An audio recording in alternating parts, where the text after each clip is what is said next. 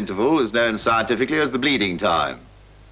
You, what's the bleeding time? 10 past 10, sir.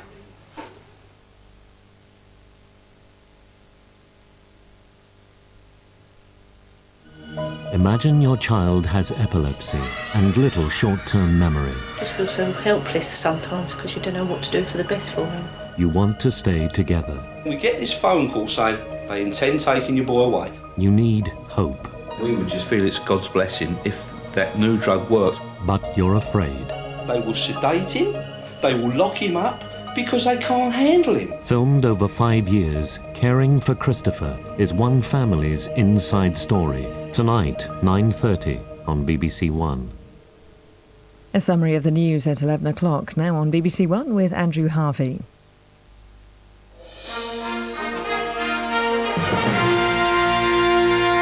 Morning. NASA scientists will present evidence later today which they claim shows there was a primitive form of life on Mars some 3.5 billion years ago. It's based on analysis of a meteorite found in Antarctica. A NASA spokesman stressed they were talking about a tiny single-cell structure and definitely not a more advanced form of life. Scientists have long known that Mars has the basic necessities for life: carbon, nitrogen, oxygen and water. But the Viking spacecraft missions that landed there in the 1970s found no evidence of life at all. Now this melon-sized lump of rock may be about to turn science on its head.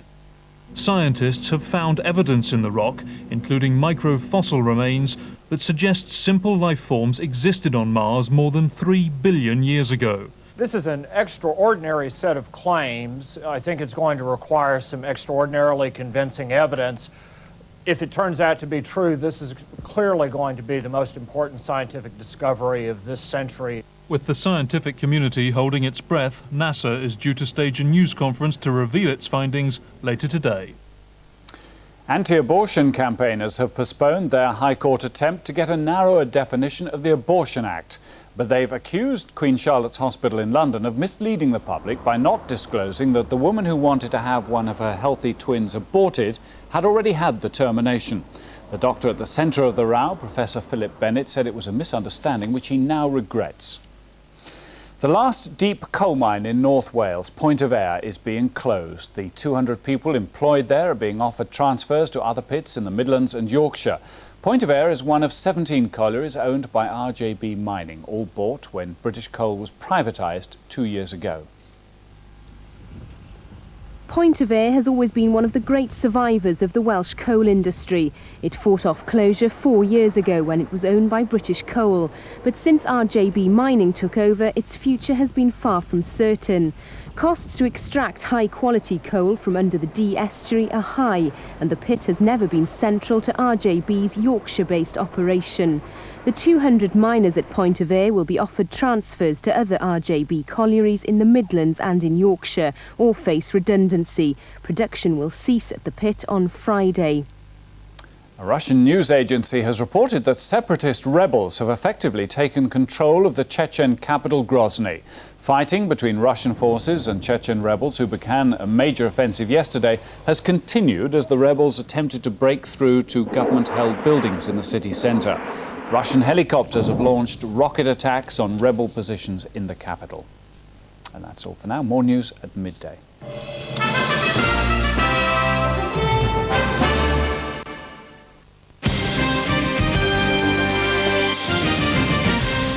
Hello, good morning. The main stories now from the Look North newsroom.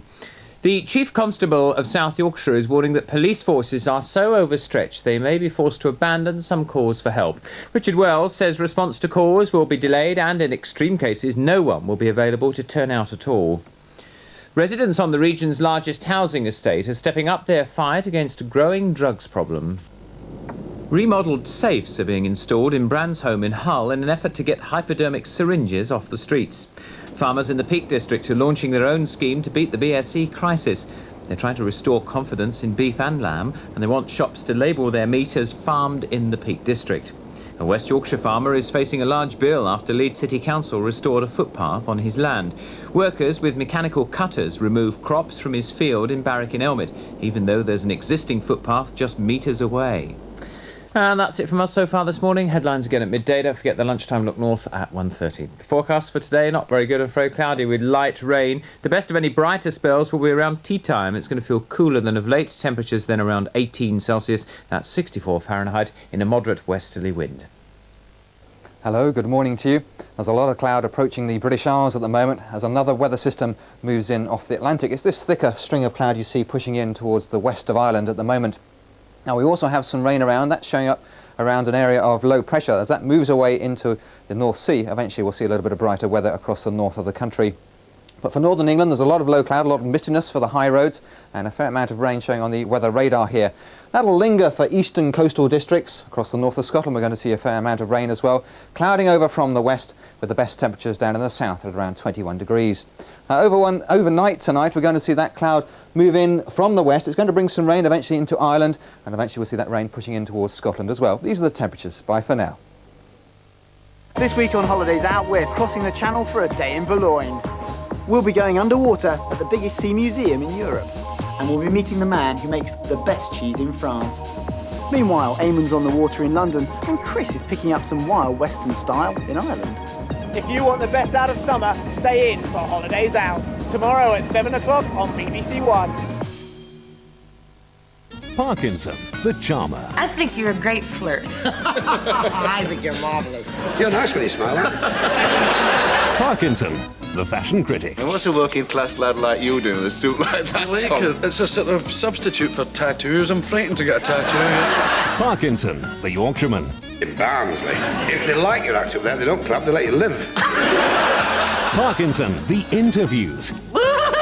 Begins with Peter Sellers, Friday, 10:45 on BBC1. Back to the wards now on BBC1 and more medical misadventures with Doctor in the House. I've never been so sorry for anybody in all my life. Old Sir Lancelot blew up. Oh, yeah.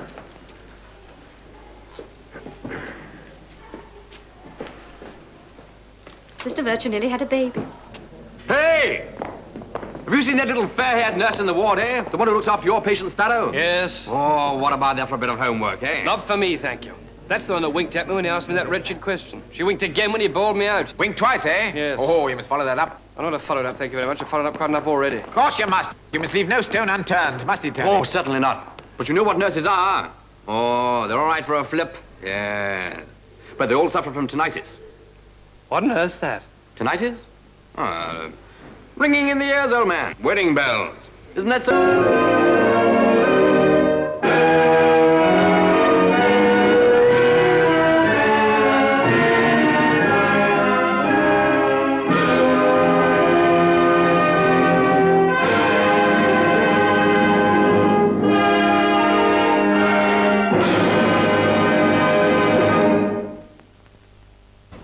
Uncle Buck, the babysitter from hell.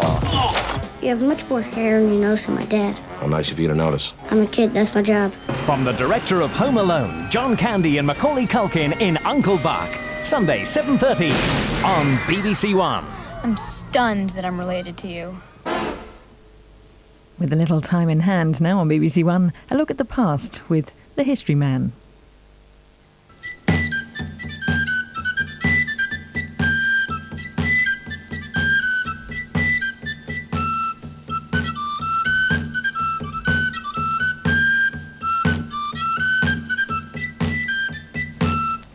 You know, if you want to really understand the past, you just have to roll up your sleeves and get stuck into it. We used to call them the Dark Ages, because we knew so little about them. But nowadays, things are brighter and clearer. And here at West Stow, the archaeologists excavated an entire village and then rebuilt it as it looked at the time. But more than that, the members of the Dark Ages Society, with their meticulous attention to period detail, have breathed life back into this place with the sights and sounds of Saxon England.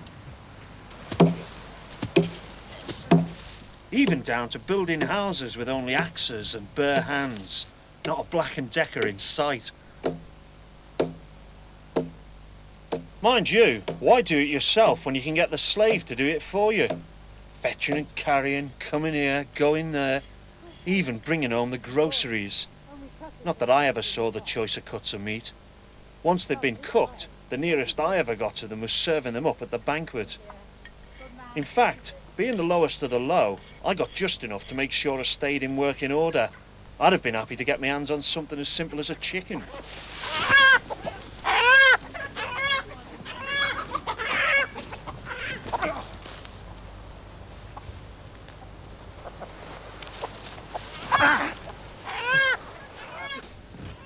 You know, when I was at school, they used to tell me that the Anglo-Saxons were a really sordid, primitive people, and that it was just as well William the Conqueror had come along with his superior French ways and kicked them into shape. Well, despite appearances, it's simply just not true. By the standards of the time, a lot of the Anglo-Saxons were doing very well indeed, thanks very much. Ow! Well, some of them were anyway. You see, the Saxons were skilled artists and craftsmen, but first and foremost they were warriors. And the arrival of friendly fighting men was a festive event in the village.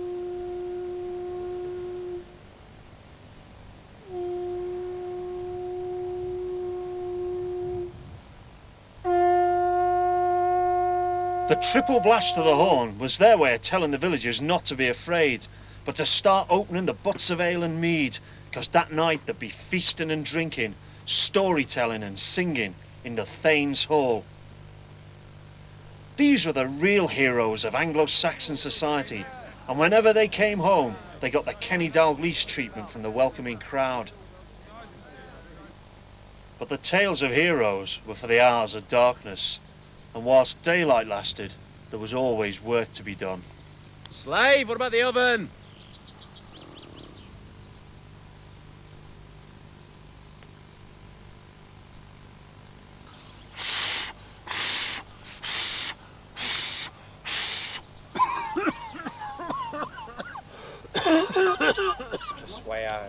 Met todas machte, und is moed je thonk weok, wolde vader. But when darkness draped about the hall and firelight flickered upon heroes' faces, then the old tales were told of warriors skilled in the ways of war and the winning of legend, of generous gifts of golden goblets to those who had been foremost in the field. But one poor old slave had his mind on something far less grand. Mind you, the one compensation about being an Anglo-Saxon slave is at the end of the night, when they've all had a hornful, you can slip off into a quiet corner and pour yourself a beer.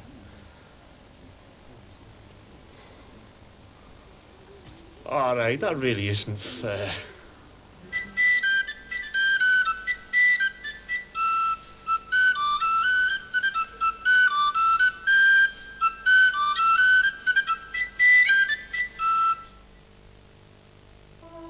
Defending a nation on land, sea and air.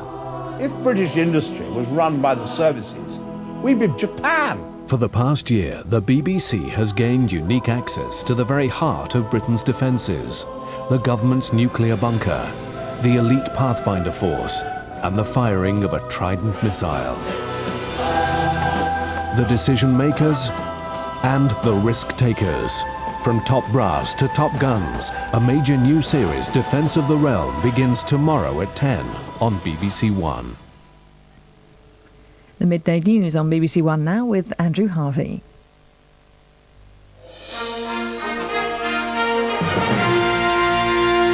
Good afternoon. Anti-abortion campaigners say they'll go to the High Court next week in an attempt to get a narrower definition of the Abortion Act. Lawyers for the organisation Life postponed a similar move this morning. Their action follows the controversy surrounding a woman who had one of her healthy twins aborted.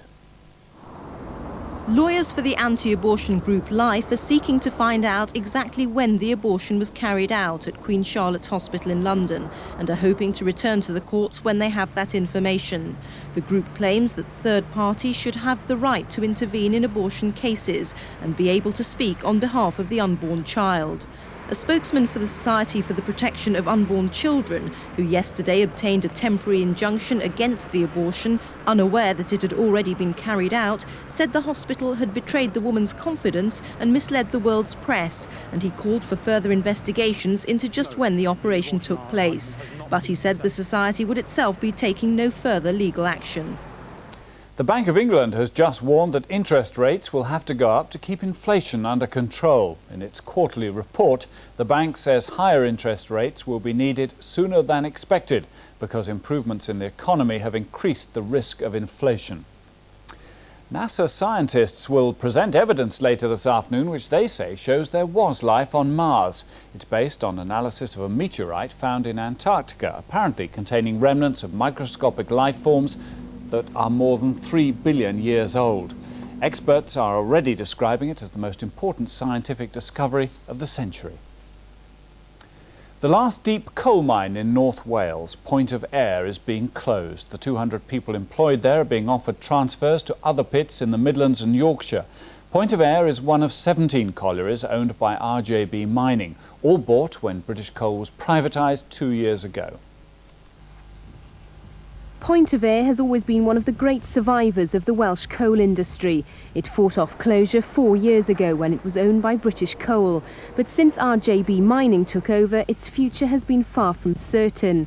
Costs to extract high-quality coal from under the Dee estuary are high, and the pit has never been central to RJB's Yorkshire-based operation. The 200 miners at Point of Ayr will be offered transfers to other RJB collieries in the Midlands and in Yorkshire, or face redundancy. Production will cease at the pit on Friday. Rebel forces in the Chechen capital Grozny are reported to have taken control of much of the city.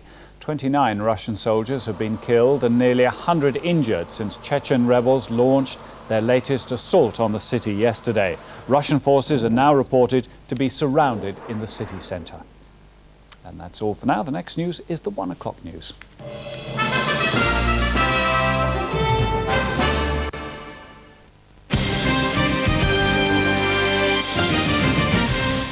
Now, the midday headlines from the Look North newsroom. The Chief Constable of South Yorkshire is warning that police forces are so overstretched that they may be forced to abandon some calls for help.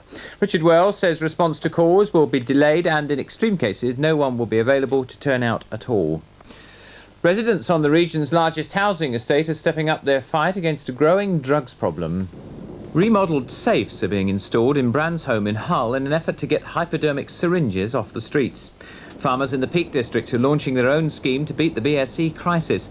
They're trying to restore confidence in beef and lamb, and they want shops to label their meat as farmed in the Peak District. A West Yorkshire farmer is facing a large bill after Leeds City Council restored a footpath on his land. Workers with mechanical cutters remove crops from his field in Barwick in Elmet, even though there's an existing footpath just metres away. Those are the main stories in brief. Join us for the Lunchtime Look North after the national news at 1:30. Now, the forecast for this afternoon, cloudy with rain at first, the rain dying out as the afternoon goes along. The best of any brightness will be around tea time. Temperatures cool at 17 Celsius, that's 63 Fahrenheit. Hello, good afternoon to you. Two distinct bands of cloud on the satellite picture. This curl that's producing some rain across the eastern side of the country, and a thicker and more ominous band of cloud, a weather front approaching from the west during the course of Wednesday night and into Thursday. Now this afternoon there is some brighter weather for the western side of the country, with things clouding over across Northern Ireland and the rain continuing for eastern coastal areas. And then tomorrow we'll see a rain pushing right across the western side of the country. There's going to be quite windy as well at times, especially for Northern Ireland and western fringes of Scotland.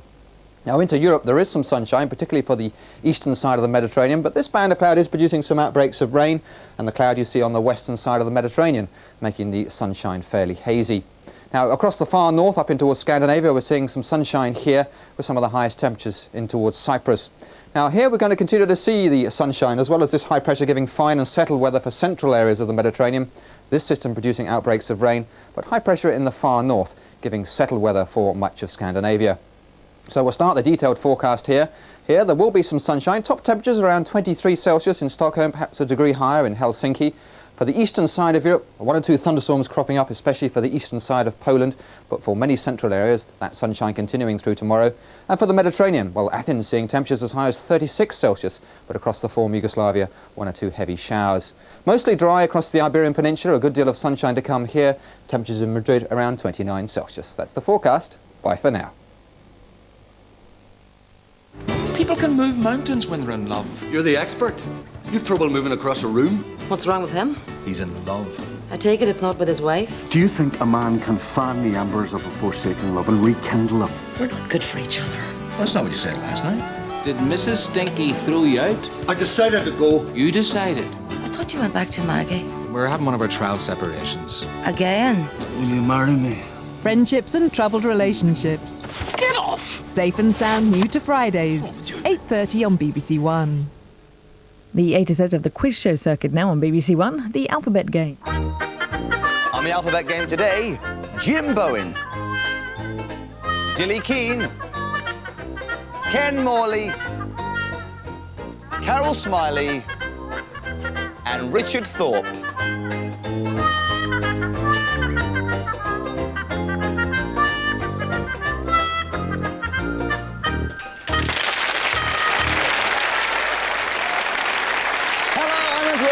This is the alphabet game. Now, this is day 3. You know who our famous gang are, but you don't know who our team captains are. Am I right? Will you please welcome Don?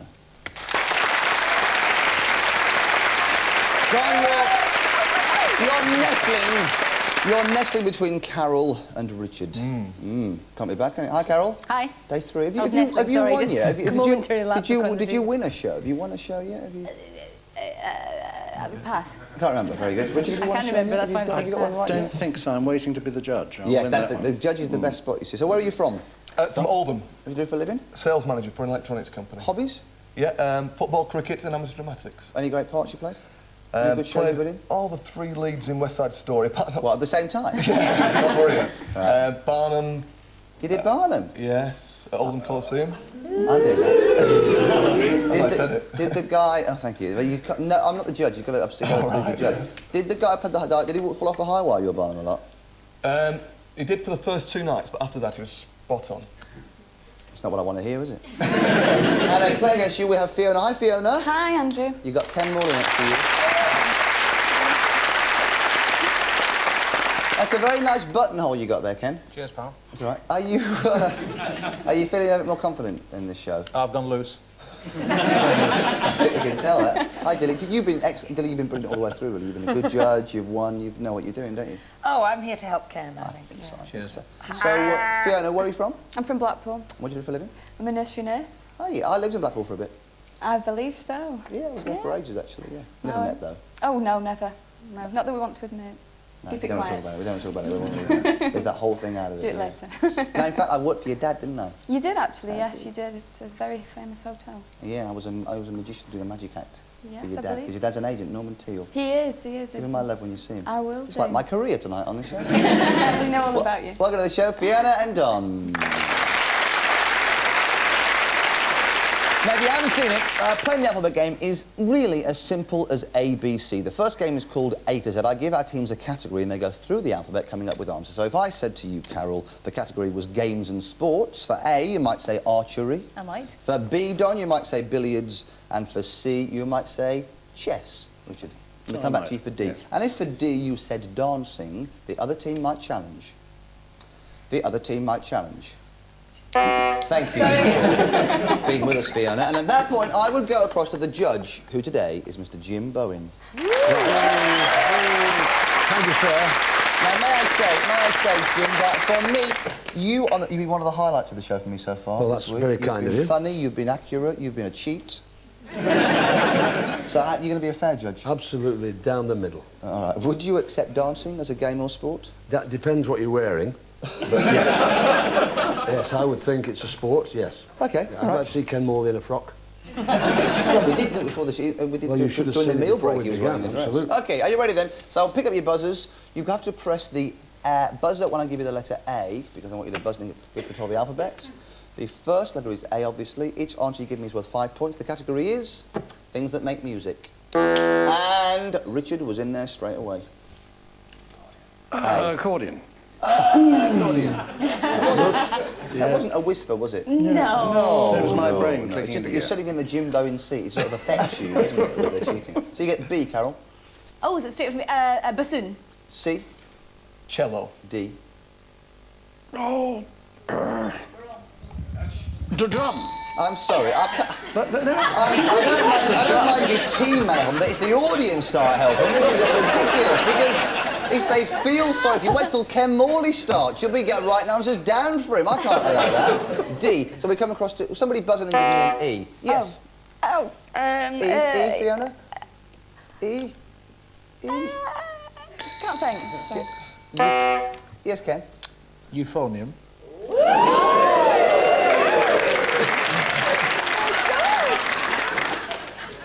Great answer. Now, hold on. Great answer. 5 seconds too late, because the buzzer had gone. I can't give it to you, so the buzzer had gone before us. I'm sorry.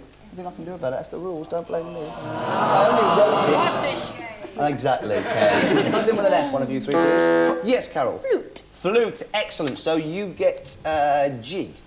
Grand piano. Ooh. H. Harp. Oh, no. I.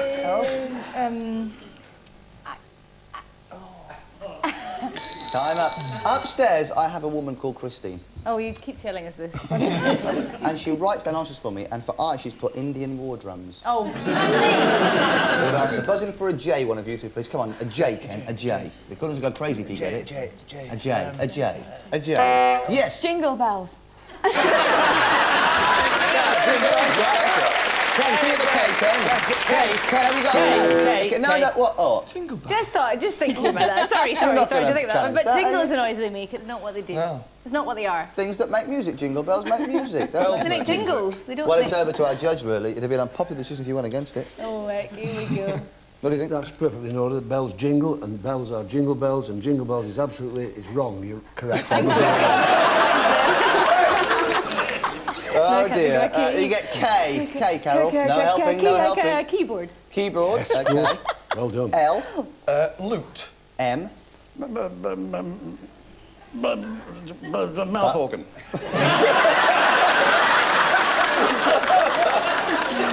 What is this? Is it Look behind you. Yeah, what is that? I don't know. There's someone. You. Me look behind me. Behind you. Are you giving him answers? Are you? Jim Bowen, are you feeling Not at someone? all. I wouldn't do that at You all. think so? Not at all. Carol, N. Noisy drums. Yes? Did you ever hear of a quiet drum? Absolutely. Very good question. Over to you Yes, then. totally in order there. Oh, right, Dilly, yeah, right. that's absolutely a valid interruption. Thank you. So you get O. Dilly. Come on, you're a musician. You don't need Yes, to O. write the set. It's all right. O. Oh. Hose pipe. Things that make music. If you practiced enough, I reckon you get a tune out of it. Do you want a challenge, Carol? It's me, actually. Oh, sorry. Yes, Well, it's All's pipe. She's dropping her H's. Well, she's a bit of a rough Drop woman. anything She's out right. together. Please. Drop anything to get the points. What do you think? I think grammatically she's wrong, so we can't give it. I like this, Jim. He's pre-rehearsing for Dave in Panto, aren't you? Yes. P. I think you're in order. P then. Piano. Piano. Q. You always get the easy ones, don't you? Excuse me, I can't see it. Pass. Okay, yeah, you can't, yeah, it's quintet. You could have had. Yes. Things that make music. Quintets make music. quintet, That's quintet. Okay. Things that Oh, make I music. see. I was trying. I So, thought you said R. instrument. Buzz in with an R, one of you Oh, three, you didn't please. ask me. Not me, says Ken. Buzz in with an R, anybody? Come on. At any point. I'm going to give it After the time, after the time. All right, all right. Oh, they're getting very heavy over here. The rude organ. Reed organ. Rude organ. Rude, R-O-O-D. Made him rude. No, I think we're going to move on. S. Got an S, anybody? Oh, I don't know. Yes. Sack butt. Is that an insult? Yes. Or what? No, it is. Sack butt, an instrument. Sack butt. Okay. Like You'll T. find it in my book. On I'll find it in your book. I'm using T, Carol. Yes. Trombone. Very good. U. Musical unicycle.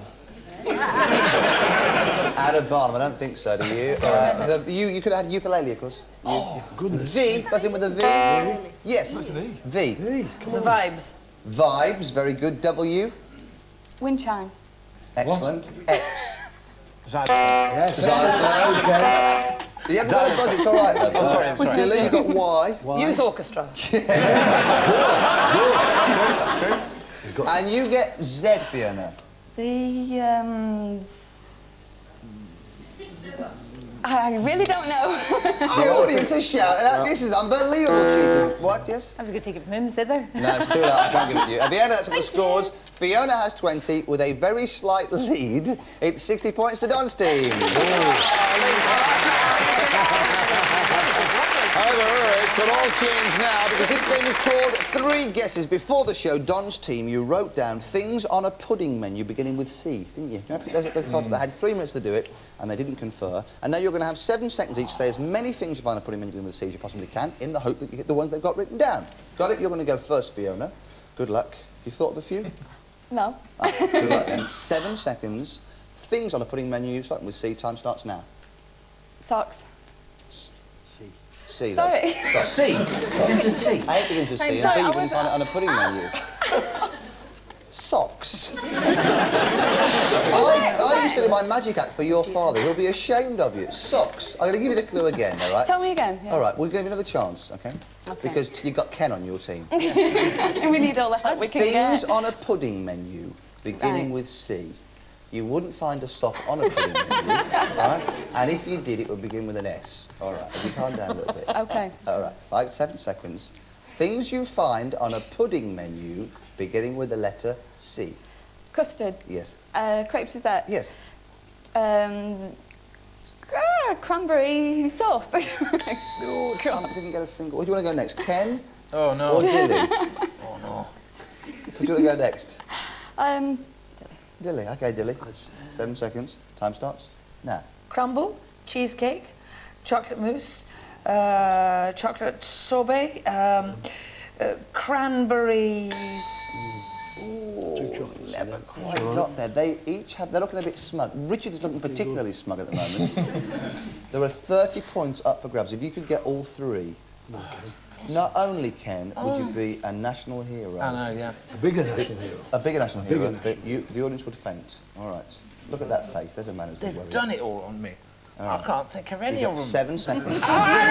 7 seconds. Time starts now. We've had custard. Yeah. Chocolate. Creme de...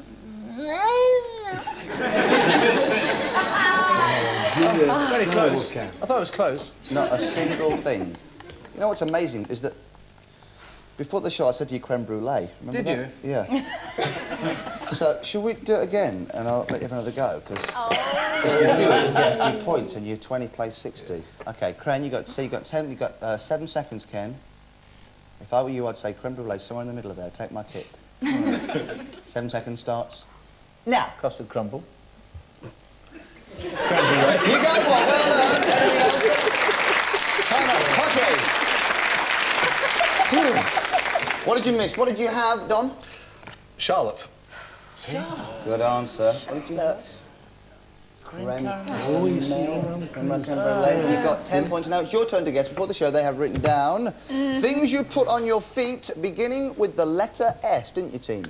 Yeah. Who's...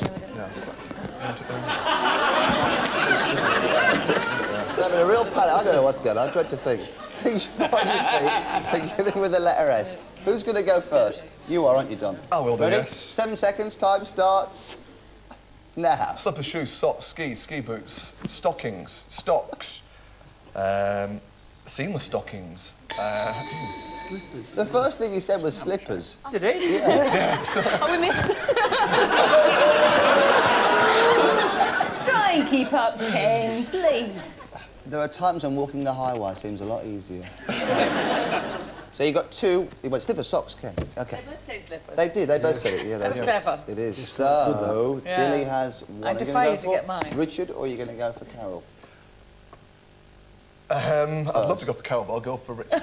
Steady, That was a steady. foolish one. Richard, 7 seconds. You wrote a book about things you put in with S. Not about things you put on your feet. It was a pamphlet, wasn't it? That was a pamphlet. 7 seconds. Time starts now. Salve. Athlete's foot ointment. No, that doesn't begin with it.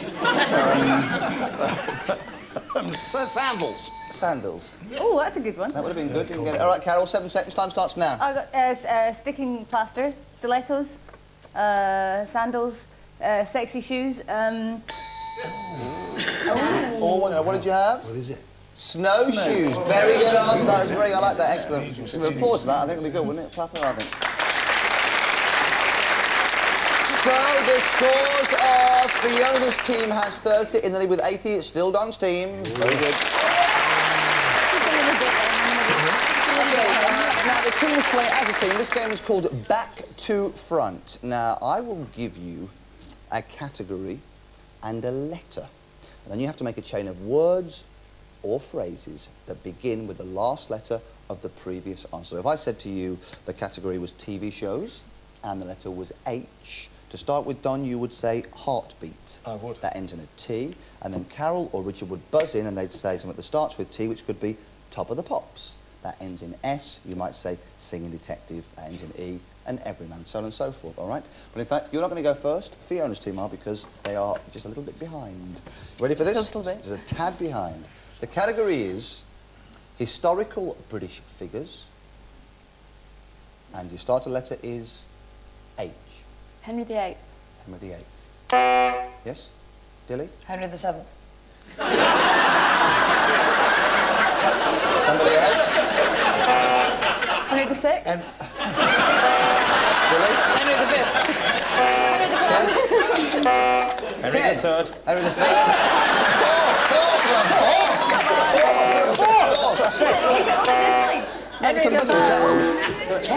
It said Henry the Third. Yes. And it doesn't begin with the next letter doesn't begin with it begins with a D and nothing H.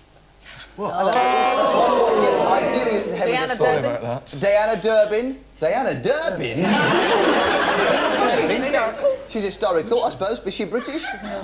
Oh, sorry, was it British? Yeah, Irish. British Irish? She was British origin. OK, Durbin's N. Looking for an N. Yes, Ken. Noddy.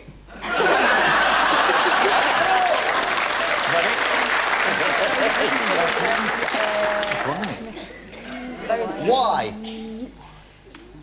Yes, please. Young Henry.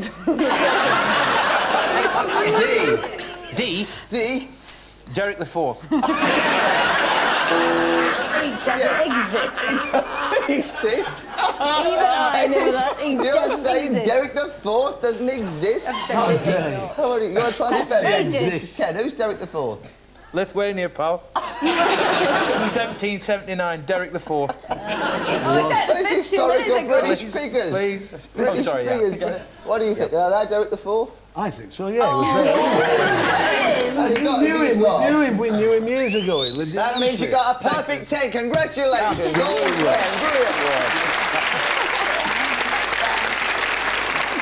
And if at home you're thinking that we gave them all those Henrys to help them catch up because they got Ken on the team, you'd be absolutely right. OK, what across you got then? We're looking for countries. All right, each correct answer, don't forget, is worth 5. OK, they got 50 points there, but they can challenge you, stop your word chain at any point. Looking for countries, your start letter is D. No, it's done to start, Carol, but thank you for your enthusiasm. Oh, sorry. Don. Denmark. Denmark, looking for a K from either of you two. A K. Kenya. Kenya, so that's A. Buzz in for me. A. Andorra. Andorra, that's another A. Australia. Another A. Yes? Andorra.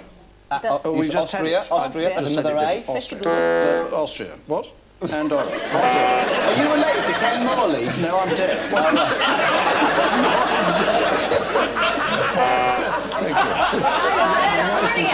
OK, we're up to, we got 5. We got Andorra. She said, what did you say? I got up to Austria. Shut your face, Ken. What did you get to? Austria. OK, you can say Andorra if you want. Buzz in first, though. That's it. Andorra. I did that already. Another A. Yes? Angola. Angola. Another A. Alaska. Alaska. Another A. Albania. Another A. Stop saying ones with A in the end. Arizona. Africa. OK, Africa. No, they got it there in Africa. One more for a perfect 10. What? Abyssinia. You said countries, didn't you? Yeah. What? Well, Africa's a continent. Yes, it is. That's the one. Yes.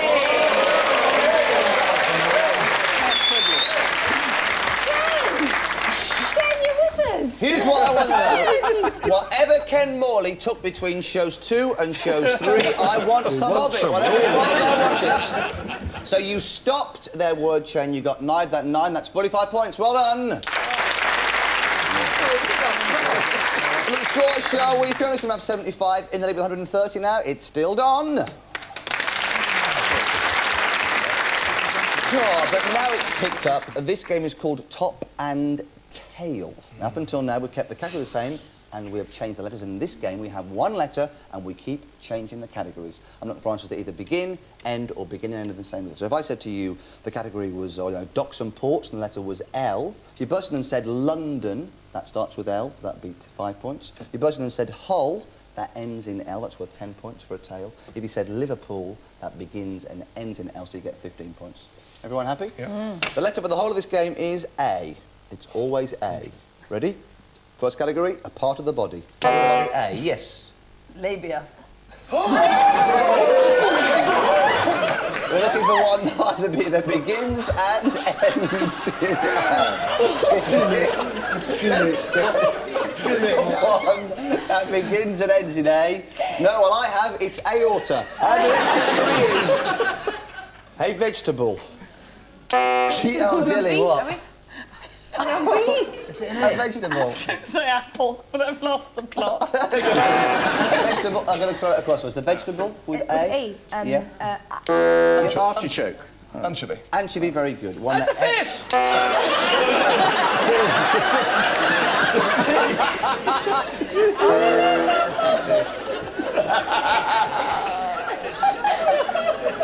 She's gone. Right, I need a vegetable that begins and... Yes, Dilly. Asparagus. Asparagus, thank you. And claws, very good. All right. A vegetable that ends in A or begins and ends in A. I thought I had P for ending and alfalfa for beginning and ending. What's alfalfa? Thank you, Christine. Something you'd learn in school. Yes, Don. Algebra. Begins and ends in A. Begins one straight away. A species of tree. Araucaria. Starts and ends in A. Very impressive. Sort of redeemed yourself there, didn't you? A television series. Yes? Alphabet game. No. Starts with A. Very good. One that ends in A, have you got? Yes? Bonanza. Ends in A. Very good. One that begins and ends in A. Begins and ends in A. You know what, you got one over there? I've got arena. See? Thank you, Christine. See, of course you something in the kitchen. Jim, yes, Arga. Arga, what about One delivered next week. Very good. You're the judge next week. You'll be better at that. Oh, yes. Right. An illness. Yes. Amnesia. What about that? Can they equal it? Can they equal it? Could they level with that? No. Sorry, If they thought of one, another one beginning and ending with A, could they perhaps even with it? I come up with another one. Yeah, they might have another one beginning and ending with A, like what she's got, like agoraphobia. Yeah. Does she get any Who wrote this quiz, me or you? Did I started to move on, didn't I? So at the end of that, the scores are Fiona has 120. In the lead with 175, it's Don's team.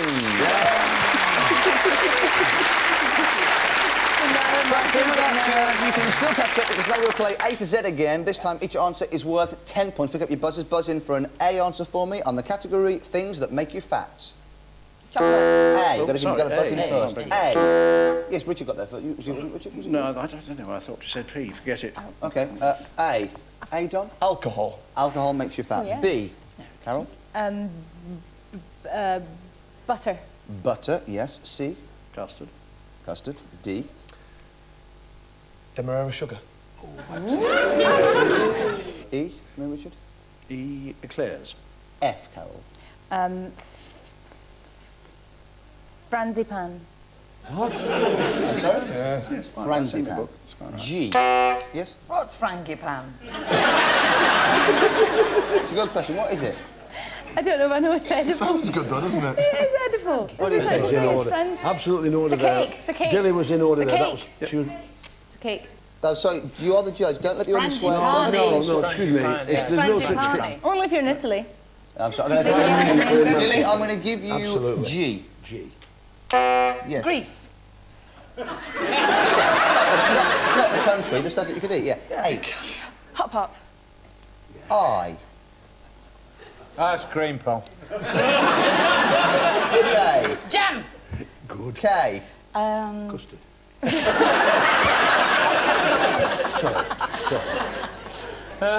K. Help there. Run out of And time. run out of time, so you can buzz in. You K, you could have had knuckle of veal. Oh, Christine. Not very funny. L. Is it L, yes? Lust. Hey. Yeah, exactly. How does lust make you... How does must...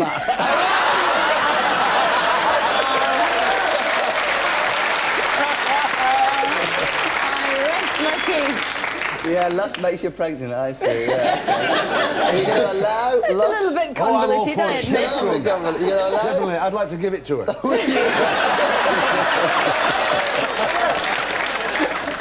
You get M, Don. Marzipan. Marzipan. N. Nuts. Dare you. The time is up. And at the end of that, Fiona has 160. But I win with 255. It's Don's team.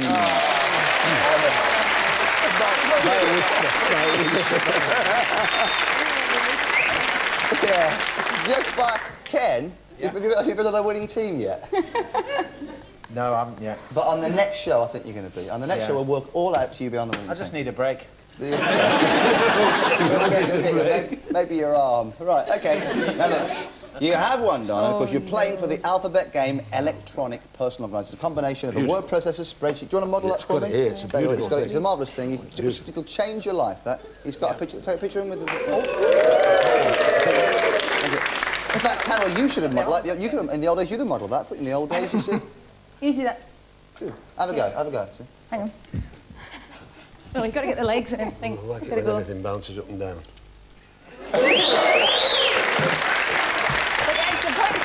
No, you don't. Here's what happens. You've got to give me the initial letter of the three-word answers. If I said to you the motto of the SAS, of course, it's who dares wins, I want you to say...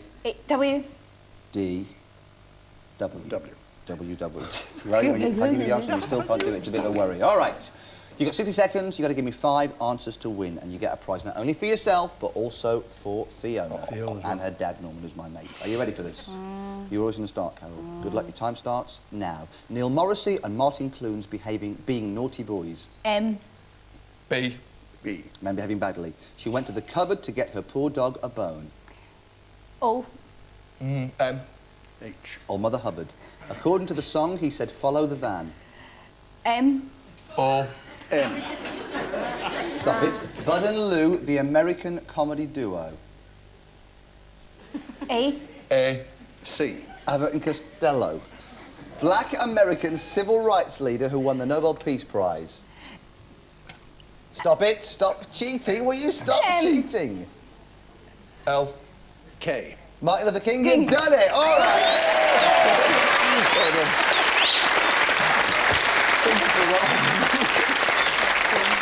I lost sight of him for a minute. I was getting worried. What's a man supposed to do? You get this. Congratulations, Don. We've got one for you as... There you are. One for you as well. And one for you, Fiona. On the next show, I promise I will try and stop the cheating if I can manage it. Will you please thank our players? They were Carol Smiley, Don, Richard Thorpe, Ken Morley, Fiona, Gilly Keane, Sir Brilliant Jim Barrington, made good job as ever. Sir Mildred O'Connor, TTT, ta-ta then. Bye-bye.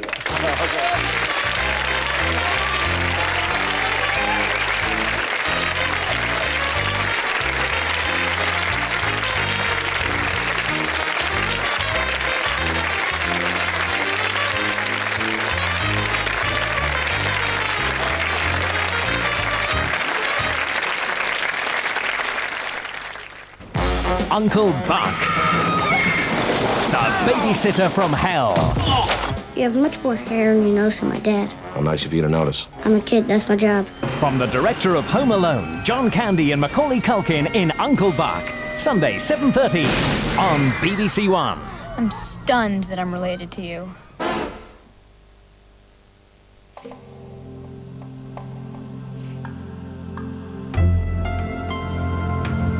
This is the Atacama Desert. Harsh, barren, inhospitable. You could drive for days in a place like this without seeing anyone but David Attenborough. This is the sort of place that the new cost-conscious BBC are sending their presenters. For 300 miles in every direction, there's absolutely nothing to spend your money on. We are allowed the odd jacuzzi, but no soap or towel. The bathroom's freezing. But you can rest assured that thanks to the unique way that you, the viewer, fund the BBC, it will continue to send its presenters to the most difficult, challenging, and if necessary, dangerous parts of the world. Mind you, they do have to find their own way home.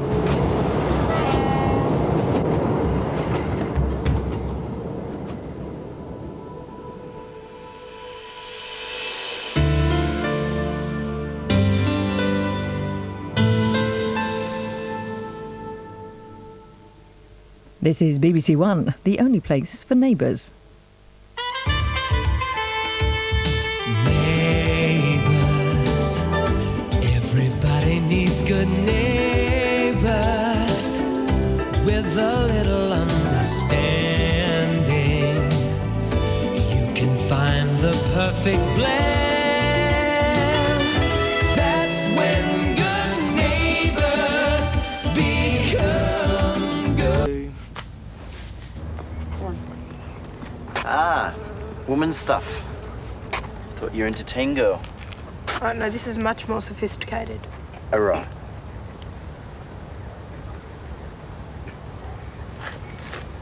What's the matter? Nothing. Can you do us a favour? What? Yeah, walk Cassie for us. I got this huge blister on my foot. It's killing me. Please? Okay. Thanks. Come on, Cassie. Cassie. Come on. That's it. Good girl. Cassie. Oh. Cassie. Cassie. Billy, she's not coming. Billy. Oh. What are you reading? Nothing. Why'd you go red? Oh, don't be stupid. I'm not. It's just a surfing out. That's all. Why? It's woman stuff. There isn't surfing it. No, The kissing article. Pretty dumb, hey? How come you're reading that? I don't know. I'm not. It was just there, all right? Cass.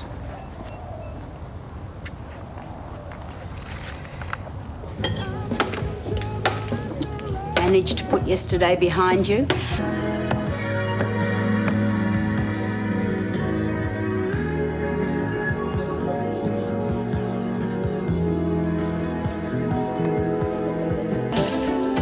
With a little understanding, you can find the perfect blend.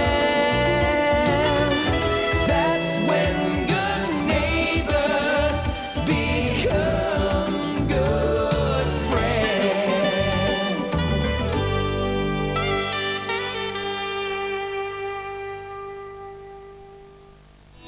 It was obvious that the defendant was guilty. A man died in that holdup. Kruger killed him. Until someone got to the witness. What did you see?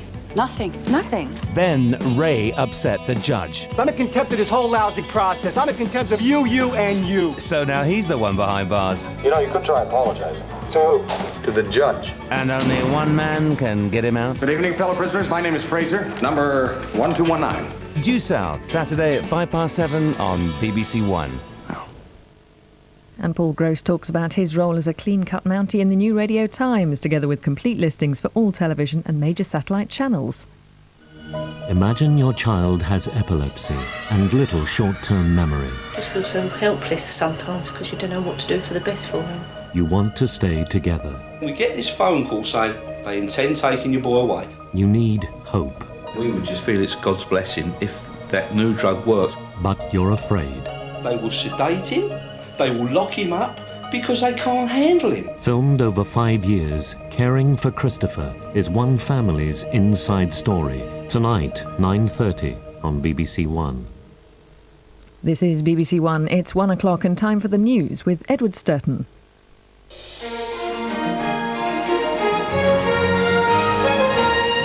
Russian casualties are evacuated from Grozny. Some reports say Chechen forces now control the city.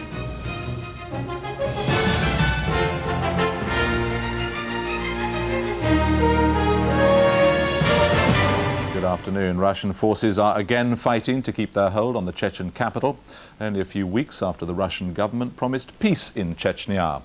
The other headlines: anti-abortion campaigners are going to the courts after the row over the woman who had one of her twins aborted. The new evidence of life on Mars. What's the next step towards finding out if we are alone in the universe? And the row over a small American town which is using a 1920s law to lock up teenagers who have sex outside marriage. Do we set up video cameras in a motel room to record people? Do we have a confidential informant to go in and entice somebody to have unmarried sex? How far do we go? Boris Yeltsin will be formally inaugurated as Russian president for a second term on Friday.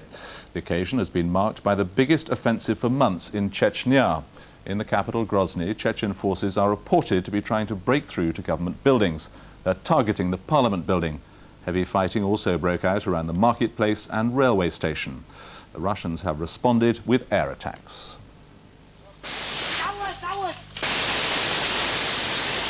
These are the first pictures of the street fighting inside Grozny. This morning, rebels continued to move in on government buildings in the city, taking on Russian barricades as they came to them.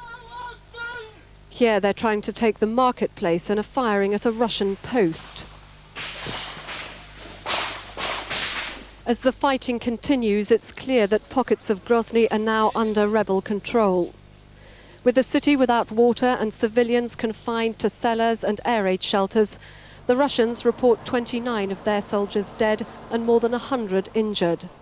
The worst are being airlifted out of Chechnya. The Russians claim the rebels have suffered heavy losses too, but as yet no one knows how many civilians have been killed. The Russians have a military base near the city. From here they've been launching their attacks. The fighting has not been limited to the centre of Grozny. On the outskirts there's been heavy shelling near the airport, which remains closed. A Russian negotiating team announced it would stay in Chechnya to monitor developments. But negotiator Sergei Stepashin said though they wanted a ceasefire, there'd be no talks until the rebels stopped fighting. Russia's new security chief Alexander Lebed in Moscow opened the way, though, for negotiations. He called for a meeting of all sides involved in the Chechen conflict. With a 10-week ceasefire in tatters, it's clear military solutions are not the answer to ending this war. Both sides today said they were willing to negotiate for peace, but both will have to begin compromising if this is to happen, and there's little sign of that. Margaret Gilmore, BBC News, Moscow.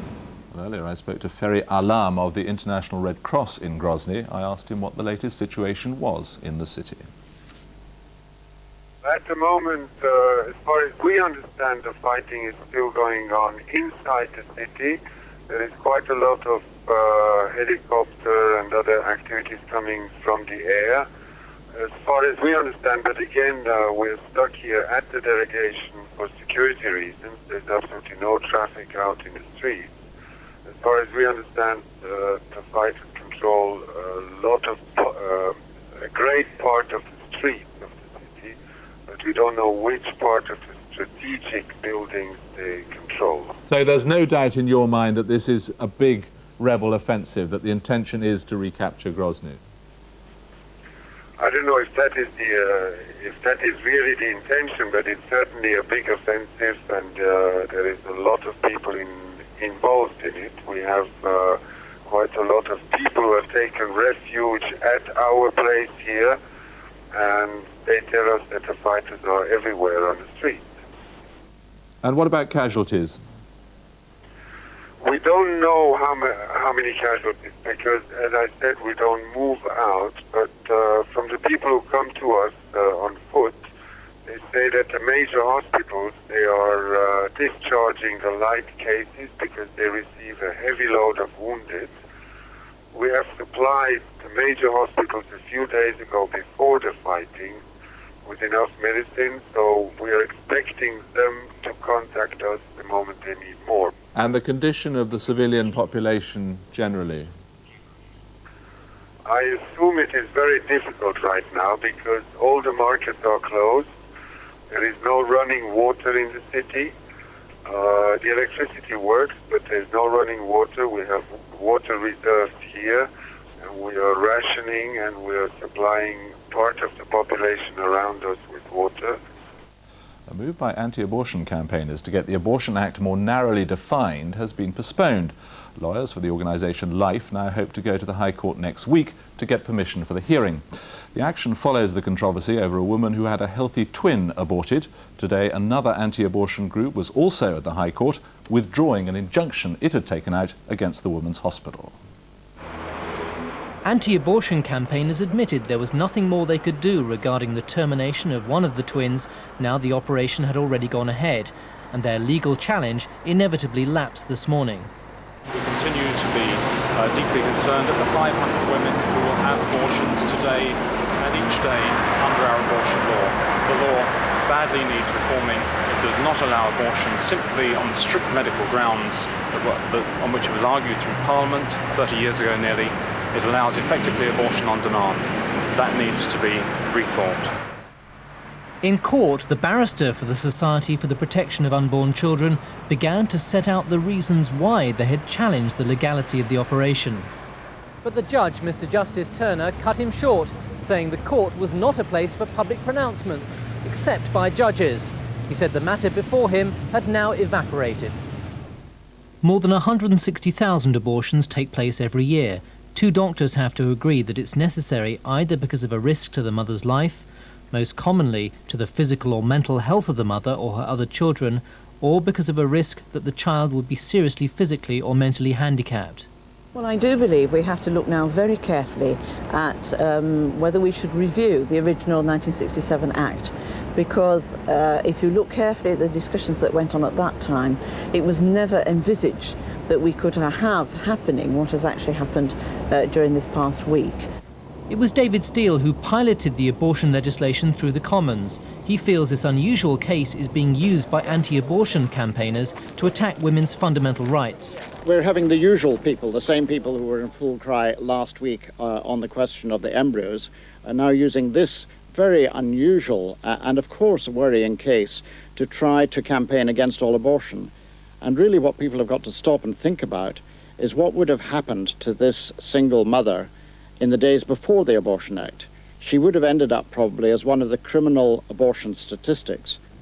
Queen Charlotte's Hospital says it's conducting an inquiry into the affair, but denies it breached the confidentiality of the woman involved. She is a private person who's entitled to her privacy, and I also know that she personally has turned down some very large offers from newspapers to be interviewed, so it's quite clear that she wants to keep her details out of this, and we will do everything we can to make sure that happens. Anti-abortion groups say they may go back to court next week to see if they can narrow the terms of the Abortion Act. Fergus Walsh, BBC News. The Bank of England has warned that interest rates will have to go up to keep inflation under control. In its latest inflation report, the bank said there was no room for further interest rate cuts and that the government was likely to miss its own medium-term inflation targets. The Bank of England's concerns about inflation are based partly on evidence that many service industries are enjoying a steady rise in business. Here at Cambridge Technology Partners, they specialise in implementing computer systems.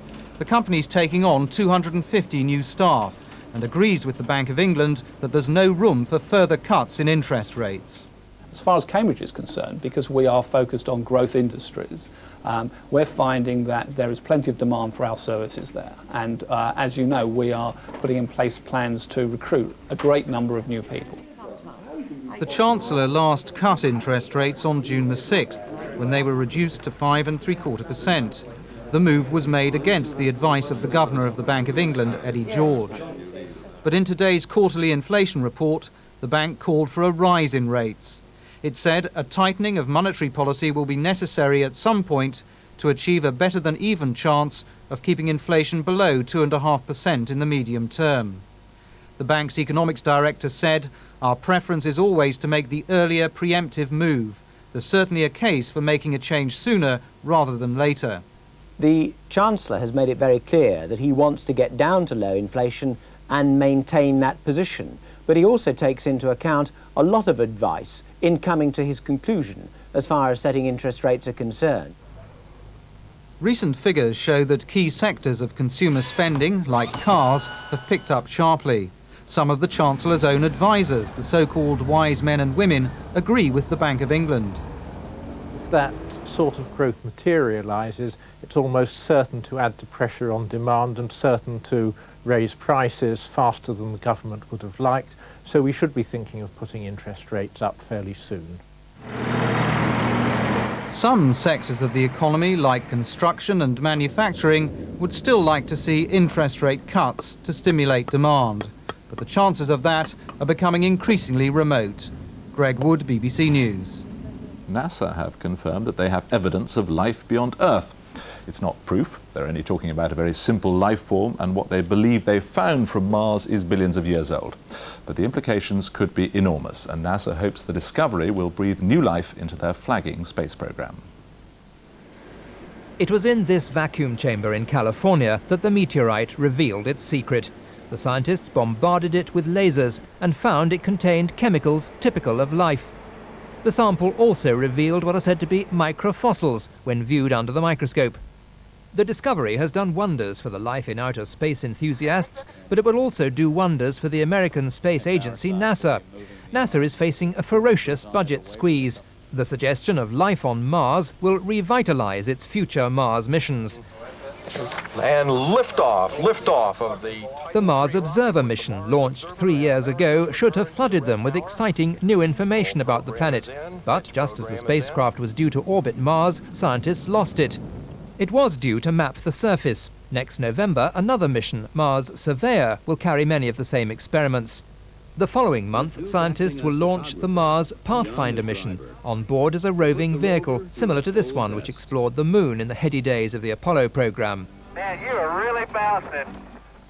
One aim of the new Mars missions is to prove space exploration need not be expensive. 20 years ago, the Viking missions to Mars analysed the soil and produced dramatic pictures of a rock-strewn surface. They cost the equivalent of $4 billion in today's money. Those extravagant days are gone. The new Pathfinder mission will cost less than $200 million. As Russian cosmonauts and American astronauts work together in space, on the ground, the two countries are working together on more Mars projects. They want to bring back a sample of the Martian soil to Earth early next century. If life did once exist on Mars, scientists say the only possibility of finding it now would be near the warmth of volcanoes. The planet may be cold. The debate over life in space is now hotting up. James Wilkinson, BBC News. The last deep coal pit in North Wales is to close. Its Yorkshire-based owners, RJB Mining, announced that production at Point of Ayre would end on Friday. The 200 employees will be offered transfers. Our reporter Tim Hirsch is at Point of Ayre. Today's announcement means that there'll only be one deep coal mine left in the whole of Wales. That's Tower Colliery in the south, which was successfully bought out by its own workforce after privatisation. When this pit, Point of Ayre, closes, it'll mark the end of the old Flint and Denbighshire coalfield, which at its heyday employed nearly 20,000 men. Work continued today at the colliery, but miners arrived knowing its future was in the balance. Point of Ayre was on the original hit list of 31 pits earmarked for closure, drawn up by the state-owned British Coal in 1992. After a nationwide campaign and the threat of a Conservative backbench revolt, it was among 12 collieries reprieved and was included in the sale of most of Britain's pits to RJB Mining last year. In the first year since privatisation, the colliery made a loss of nearly £3 million and has already lost more than £2 million this year. We gave a commitment in February 1995 that we would give a year to get the mine sorted out, to get it viable. We've invested a substantial sum of money in capital equipment over the last year to try and help the mine get to that position, but circumstances have dictated that we can't. Although the decision was anticipated, reaction in the community has been bitter. It's terrible. It's, well, a disaster to the village. I could cry. When you think that you're trying your best to keep these places open and they're going to shut it, well, it's very distressing. The company says all the miners at Point of Ayre will be offered jobs at other pits, but that would involve a move to the Midlands or Yorkshire. Well, the unions say they're disgusted at the short notice given for this closure. They promised to fight it, but the companies say they'll start taking out the equipment from this mine early next week. So there seems little prospect of work at this mine continuing. Now back to you in the studio, Ed. Thanks. A reminder of the main news. Chechen rebels are reported to be in control of the centre of Grozny after a full-scale assault against Russian forces. And later in the programme, after the deaths of 2 Palestinians, are Arafat's security forces out of control? And the government overturns plans to ban powerboats from Windermere. The Palestinian leader Yasser Arafat has set up an inquiry into the deaths of 2 men killed by his security forces in the past week. Mr. Arafat called the deaths mistakes. But many in the West Bank fear the security forces are out of control. Some have suggested things were better under the Israelis. The whole of Nablus came out for the funeral of Mahmoud Gemayel. Men fought for the honor of carrying his body. There were chants of anger and vengeance. Now mourners are received at the Gemayel family home in Nablus. In an ironic twist, the local secret police came to pay their respects while we were there. But the family, active Palestinian nationalists who struggled for years against the Israeli occupation, are bitter. Mu'ayyad Gemayel spent 8 months in a Palestinian prison with his brother Mahmoud. I'm very sad, he told me. We celebrated when the Israelis left Nablus. We never imagined our own Palestinian Authority would do something like this. Palestinian policemen training in the West Bank. There are 40,000 men in Yasser Arafat's security forces, many brought in from outside the occupied territories. Critics claim some are behaving like gangsters. There is no control from the Palestinian Authority on the security forces. So everybody can do whatever he wants. Yasser Arafat is under enormous internal pressure to stamp out the systematic abuse of human rights. He set up a committee to investigate the murder of Mahmoud Gemayel, but he described the incident as nothing more than a mistake. During 27 years of struggle against the Israeli occupation, Palestinians told themselves that if and when they achieved liberation, theirs would be a democratic, accountable society. The events of the last week have cast serious doubt on those hopes, and many Palestinians are fearful of more violence from within. Stephen Sacker, BBC News, Nablus. A committee of MPs has told the government it must be responsible for funding long-term care of the elderly. They've criticised proposals for insurance schemes and called for all nursing care to be provided by the National Health Service. Until he had a stroke, Frank Gardner used to row and play bowls. Now he and his wife Joan need residential care at a nursing home in Epsom. Frank says he gets in a mental panic, thinking about their future finances. My savings have been drawn to pay for this place. £800 a week. It frightens me, because there will come a time when I haven't got anything. And what the hell am I going to live on? Where am I going to live? Now they've placed the sale of their last remaining asset, their flat, in the hands of their solicitor to meet the costs of future care. Today's report recognises the dilemma of old people having to sell their home to pay for nursing care. And while it questions whether the taxpayer should pay simply so that people have a property to pass on as inheritance, it does call for alternative financial solutions. Equity release plans enable people to raise cash against their homes, while in partnership schemes, homeowners share costs with local authorities. We believe that the funding of long-term care is manageable and affordable for the next 20 to 30 years, but now is the window of opportunity for government to assess what exactly those needs are going to be beyond that date. Daycare centres meet many old people's social needs, enabling them to remain based at home. But when it comes to nursing care, the Select Committee says it's unfair that those cared for in homes are means-tested, while those in hospitals aren't. It says all nursing care should be funded by the NHS. They firmly put the ball back in the government's court. They have said nursing care must be available to everyone. It can't be just if you're in one place you get it free and you pay somewhere else in a nursing home. They've said We can afford long-term care for elderly people if we get our act together. Others warn that MPs may have underestimated the cost of putting this principle into practice. If there was a system where the state paid for all of the nursing care, then more people, many more thousands of people than today, would actually end up receiving state paid for care. And as we look into the future, as there are going to be more older people receiving care and needing care, then that cost is going to rise quite rapidly and quite dramatically. In the debate about the care of the elderly, there's been much talk of a demographic time bomb, that in future the taxpayer simply won't be able to meet the rising costs of care. But today's report says the figures show there's no need to panic. The government shouldn't hurry into some grand privatised insurance scheme as the only solution. Instead, it emphasises that nursing care for the elderly must remain the responsibility of the state. Andrew Burrows, BBC News. 2 men have been killed after an explosion and a fire at a Glasgow adhesives factory. The explosion happened shortly before 10 this morning in the Saracen district of the city. Over 40 firefighters have been tackling the blaze. 6 people who'd been reported as missing at sea for over 2 weeks have been rescued by the United States Coast Guard. The passengers of the 28-foot yacht, all French citizens, were picked up by the Coast Guard 100 miles south of the Puerto Rican coast. Despite running out of food and water 9 days ago, all are said to be in good condition.